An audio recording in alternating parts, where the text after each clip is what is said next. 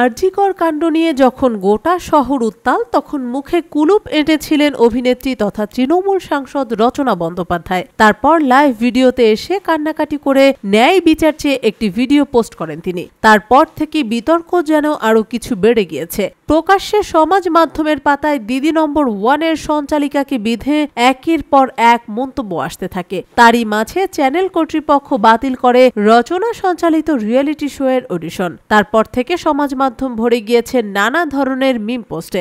এমনিতে দিদি নম্বর 1 শো এর জনপ্রিয়তা কম নয়। গত 10 বছর ধরে টানা সম্প্রচারিত হচ্ছে এই শো। রচনাকে আর বড় পর্দায় অভিনয় করতে দেখা না গেলেও এই অনুষ্ঠানের দৌলতে তার জনপ্রিয়তায় বিন্দুমাত্র ভাটা পড়েনি। এতদিন সবাই এই অনুষ্ঠানে যাওয়ার জন্য উন্মুখ হয়ে থাকত, কিন্তু আরজিকর ঘটনার পর এ যেন উলট পুরাণ।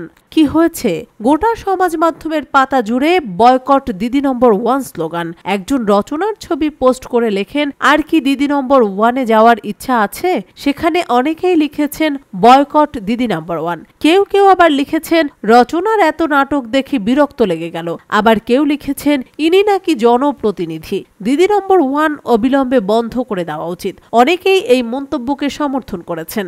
এত বিতর্কের পর অনেকে সত্যি মনে করেছিলেন এবার হয়তো এই শো সত্যি বন্ধ হয়ে যাবে। তবে টলিপাড়ার অন্দর বলছে অন্য কথা। মোটেই বন্ধ হচ্ছে না রচনা সঞ্চালিত শো, বরং টিআরপি নাকি আগের চেয়ে বেড়েছে। তবে এত আলোচনা সমালোচনার পর আর কোনো মন্তব্য করেননি রচনা। উল্লেখ্য, 2024 সালের লোকসভা নির্বাচনের সময়ও বিভিন্ন সময়ে সমালোচনার মুখে পড়তে হয়েছিল তাকে।